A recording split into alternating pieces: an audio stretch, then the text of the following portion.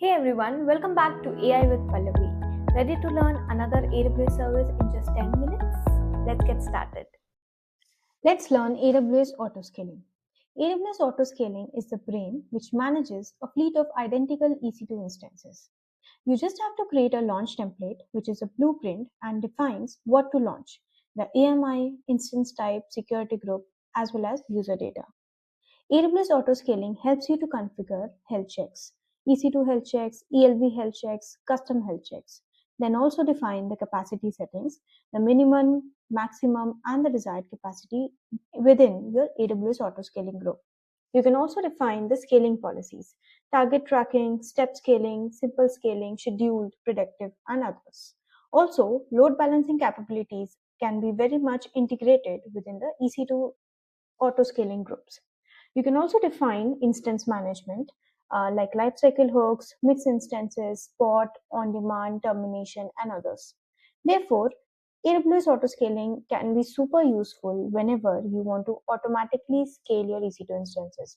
You don't have to worry about launching an instance when your load is high. So let's say if the CPU utilization increases, automatically it will scale. Instance management is another critical feature which AWS Autoscaling provides. Let's say you want to choose between different types of instances that can be done. Now, how to create an autoscaling group? Just go to EC2 console and on the left hand side, you get the option for autoscaling groups. You can see the autoscaling console from here. The launch configuration, launch templates, existing autoscaling groups. Just click on create autoscaling group and it will give you a console where you can give details of your autoscaling group. Let me just create an autoscaling group, and while creating you also will have to give the launch template. Now either you can choose an existing launch template or you can create a new launch template.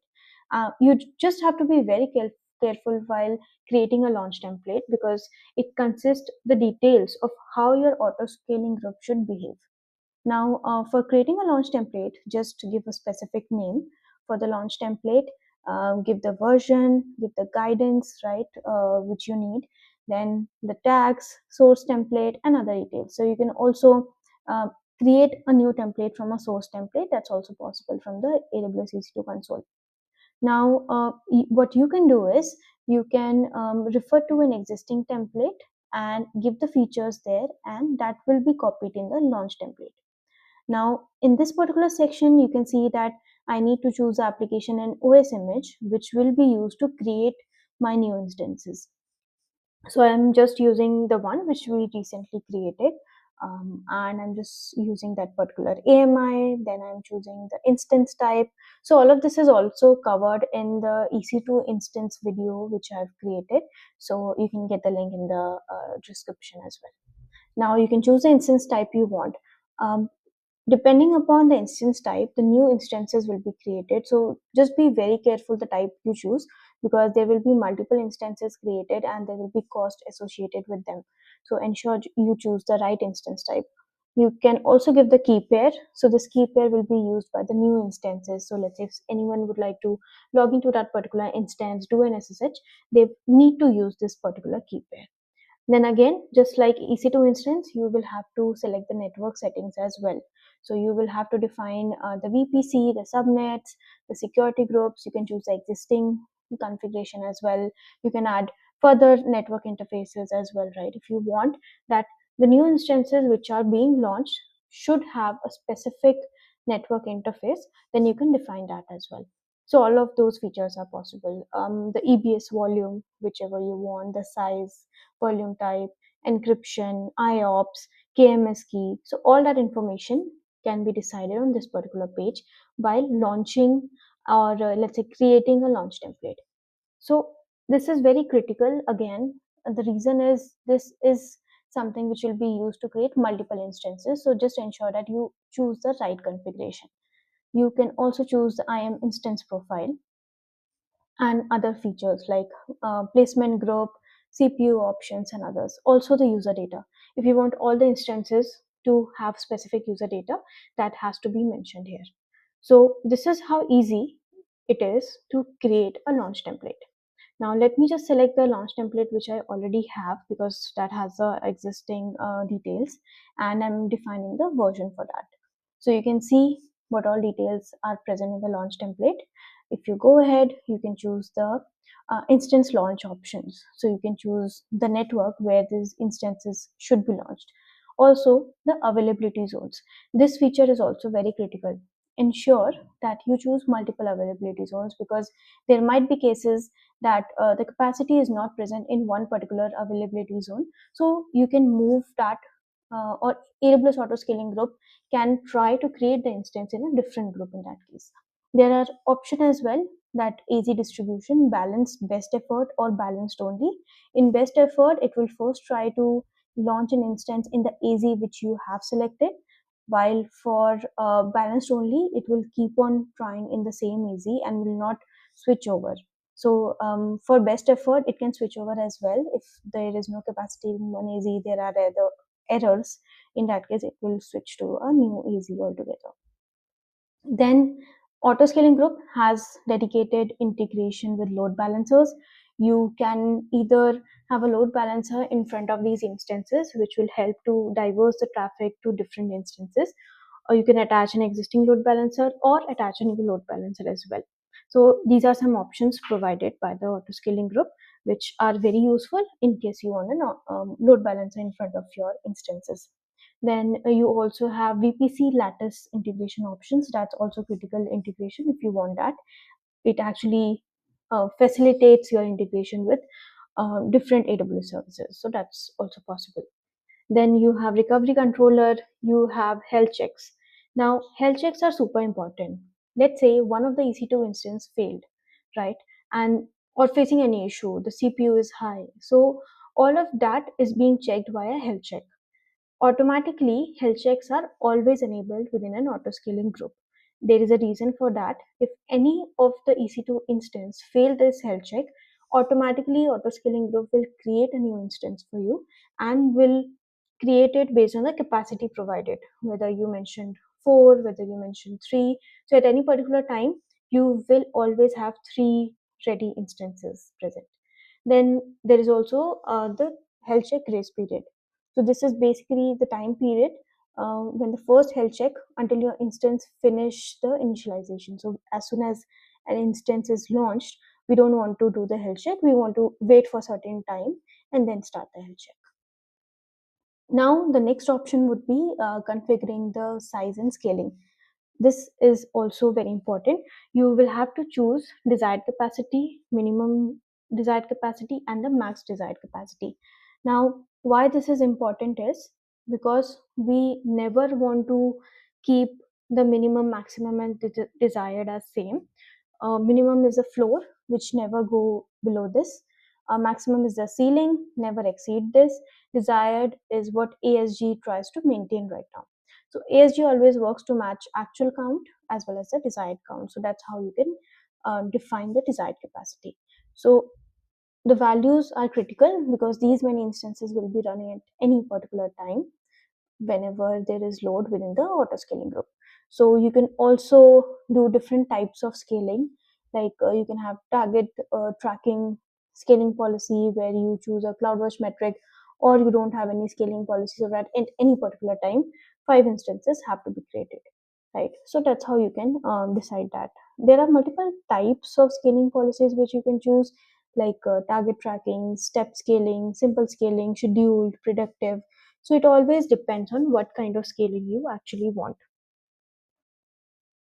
Now, in this particular case, I am just setting desired capacity 5, max desired capacity as 12. So it can scale up to 12 instances. And then the minimum desired capacity is 1.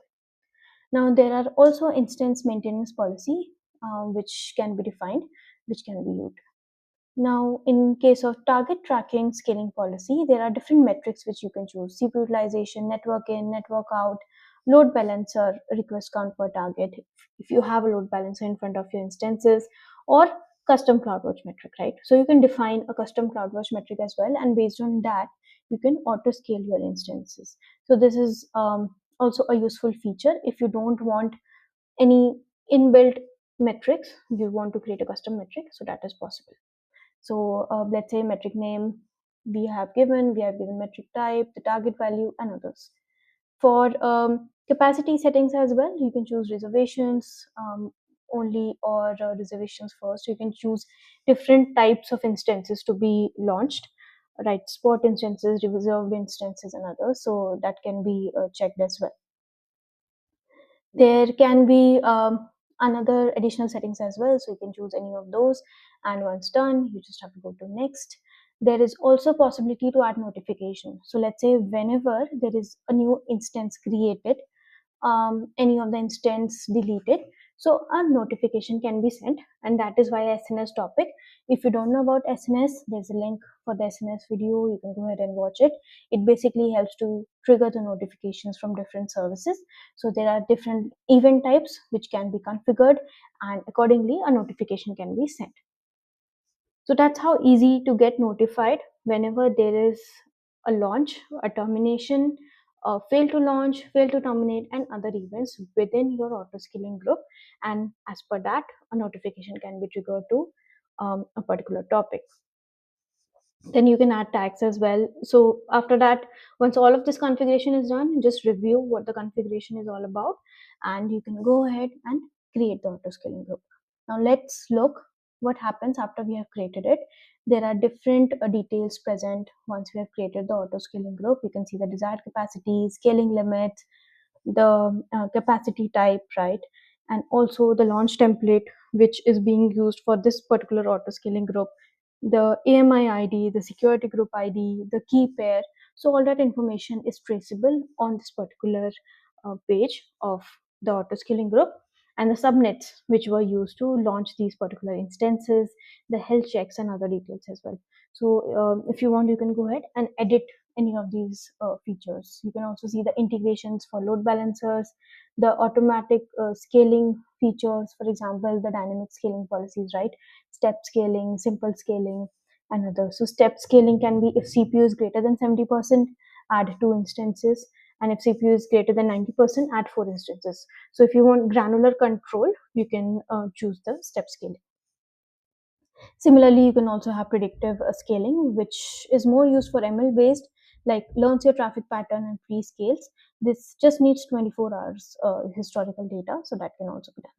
Then instance management, right? So all the instances which were created, for example, we mentioned desired capacity 2. So we can see 2 instances in this case.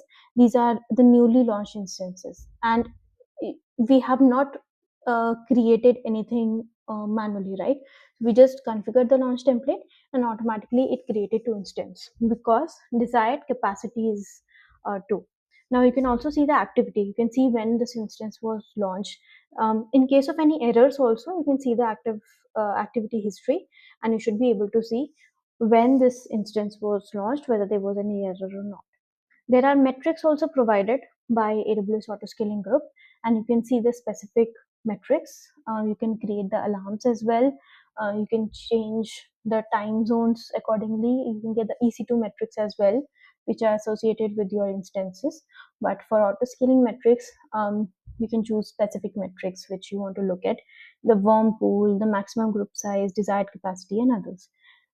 For EC2 specific metric, you can see the metrics of your instances within this auto scaling group, like CPU utilization, discrete operations, and others. So all of this information is super useful when you want to monitor your instances within that auto scaling group, and this really helps to understand how your auto scaling group is performing.